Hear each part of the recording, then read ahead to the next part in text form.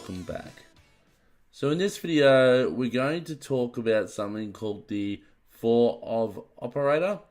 And on top of that, we're going to look at something called iterators. Now, in old school JavaScript, when we wanted to iterate over something like an array, we had to do the for I equals 0, I is less than the length of the array, I plus plus, and all that kind of stuff, right? Well, there's a simplified way of doing this now, and that's what I'm going to show you first. And then I'm going to show you how you can create your own iterators that are of a special nature, and you can use that same for of operator to iterate over those. And I'll also show you the ins and outs of iterators. So let's jump over to the code, and the first thing I'm going to do is I'm going to create a simple array, right?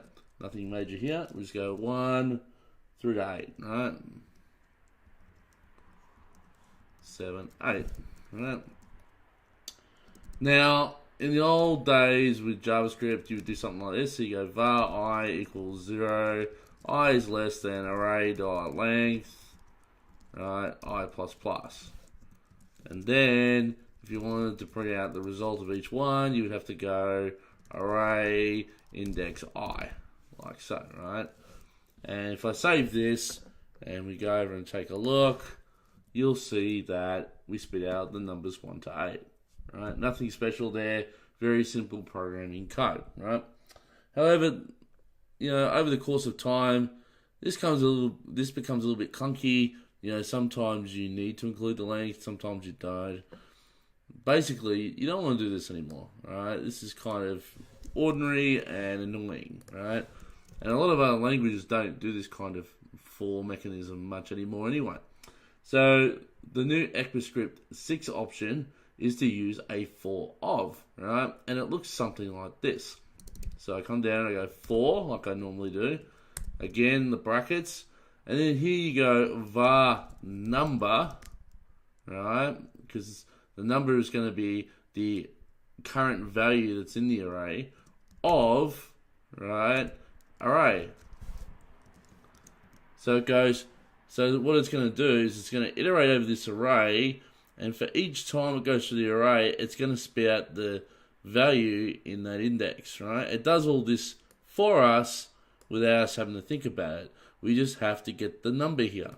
And in this case, we could just go console.log number, right?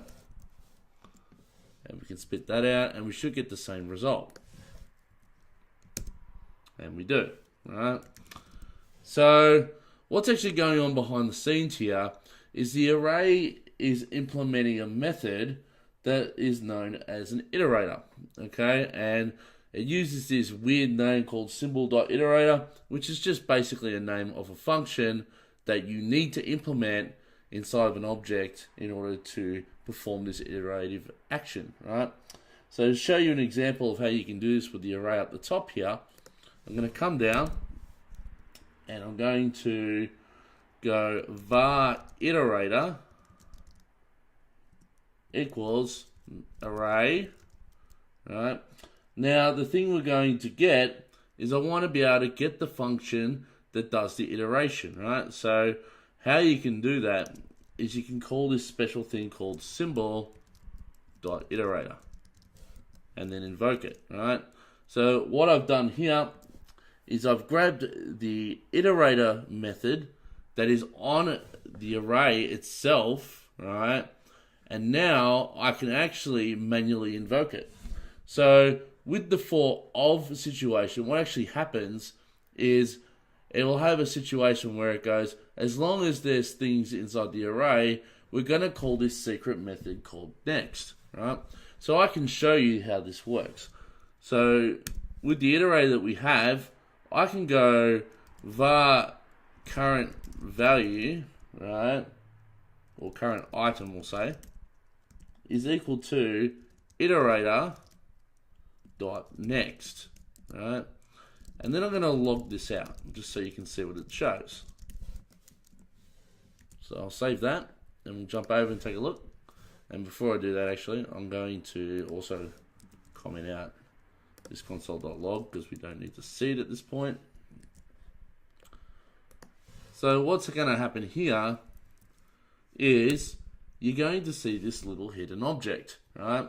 So when I called next, the first value in the array was populated as the value, and then there's this property called done, right? Now this property called done will indicate when you can no longer iterate over this particular object, right? And in the case of the array, we know that we've got many more values to go, okay, before it's going to have a done of true, right? So if I grab this a few more times, right, and I just continue to do it, so 2, 3, 4, 5, 6, 7, 8, I believe that's as many as we need. And now if I come back and run this again, the last one is 8, done is still false, so I must have to do it one more time, right, just to indicate that we're at the end. And then finally, you get a value of undefined, and done is set to true. So that's kind of how this iterator works. Behind the scenes, this var number of array will basically compile this into reading this iterator method. It will then call next and continue to call next until you get an object that has the done property set to true. And that will then determine it's the end of the iteration, right? And not to continue any further. So the array has all this built inside of it, this whole next function, right? So you don't really need to know about it too much. Now, a simpler way of doing this, rather than being all flashy here, is to just put a while loop and go while not current item dot done, right?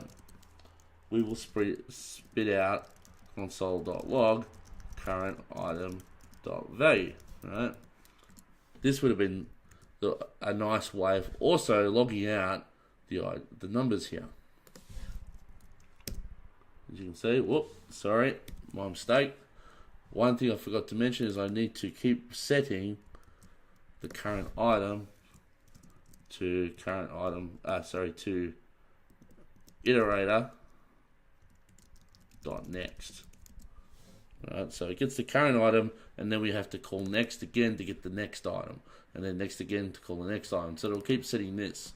Right, I just forgot the clause of continuously, or giving the chance for the while loop to break. So try this one more time. Clear the screen, and now we get 1 to 8 again.